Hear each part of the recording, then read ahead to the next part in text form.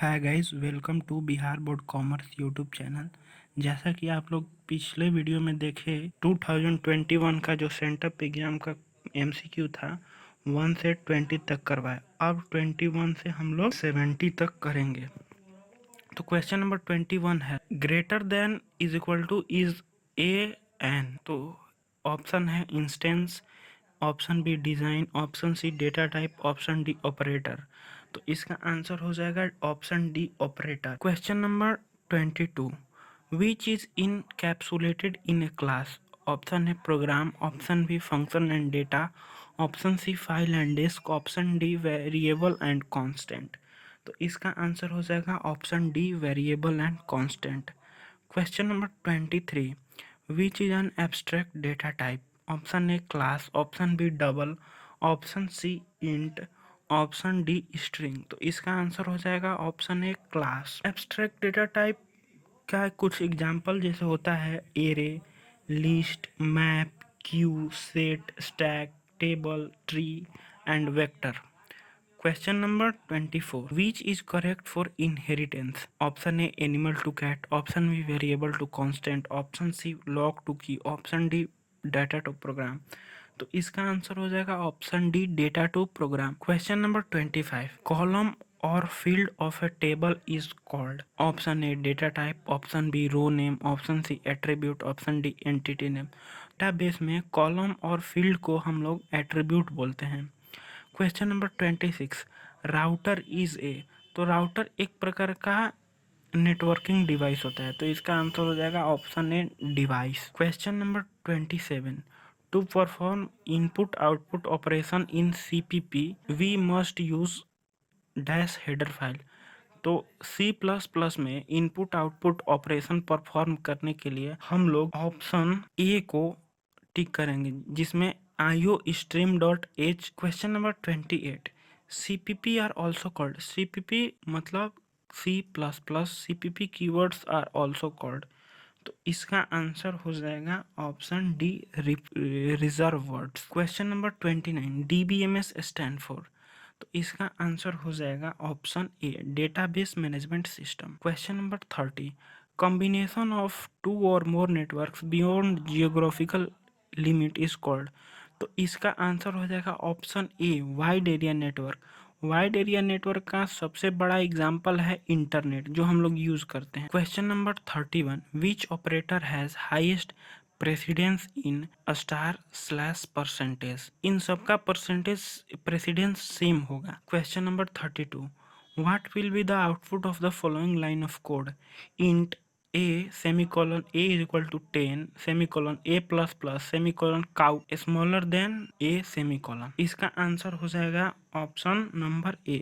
अब इसको समझाने के लिए अगर C++ पढ़े होगे तो समझ में आएगा और इसको समझाने के लिए टाइम चाहिए। क्वेश्चन नंबर 33 प्राइमरी की इज ऑल्सो कॉल्ड कैंडिडेट की, सुपर की, अल्टरनेट की, डी नन की। प्राइमरी की को हम लोग कैंडिडेट की बोल सकते हैं। इसमें हमको थोड़ा कंफ्यूजन है, क्लियर नहीं है। हमको कंफ्यूजन इसमें ए में भी है, सी में भी है, तो इसको बोलते हम ए ज़्यादा प्रीफर करेंगे। Question number 34 Android is an. तो एंड्रॉयड एक तरीका का ऑपरेटिंग सिस्टम है। Question number 35 float is an. Float एक टाइप का डेटा टाइप है जिसमें फ्लोटिंग वैल्यू होता है। Question number 36 which of the following is slash are pointer to member declaratory. इसका आंसर हो जाएगा ऑप्शन नंबर सी। ये जो सी में जो सिंबल है ये अलो करता है non static members of class object रखने के लिए। Question number 37 default value of static variable is. तो इसका आंसर हो जाएगा option A 0।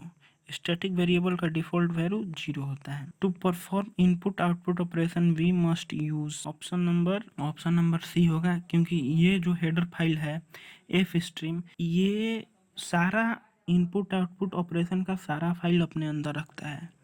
Question number 35 an exception is throne using dash keyword in CP। तो इसका आंसर हो जाएगा ऑप्शन बी थ्रोन एक्सेप्शन का हम CPP में यूज करते हैं। Question number 40 If default constructor is not defined, then how the object of the class will be created? तो इसका आंसर हो जाएगा option B, error will occur at run time. अगर डिफॉल्ट कंस्ट्रक्टर का value define नहीं है तो जब प्रोग्राम रन होगा तो एरर शो करेगा। Question number 41, generic pointers can be declared with, तो इसका आंसर हो जाएगा ऑप्शन बी, वर्ड। वर्ड का मतलब वो वैल्यू खाली है, उस वैल्यू के अंदर कुछ भी नहीं है। Question number 42, what is the size of VWCHAR underscore T in C++, तो इसका आंसर हो जाएगा ऑप्शन सी, 2 और 4 दोनों। Question number 43, a default catch block catches, तो इसका आंसर हो जाएगा option C, any thrown object that has not been caught by earlier कैचबुक।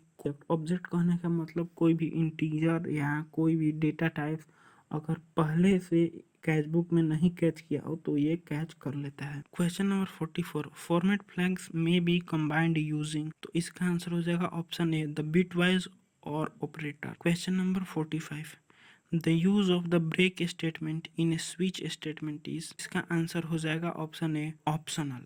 इसका हम लोग इसलिए यूज करते हैं कि कोई भी पार्टिकुलर स्टेटमेंट अगर लेबल के साथ चल रहा है उसको एंड करने के लिए। Question number 46, to expose a data member to the program, you must declare the data member in the dash section of the class। इसका आंसर हो जाएगा ऑप्शन सी, पब्लिक।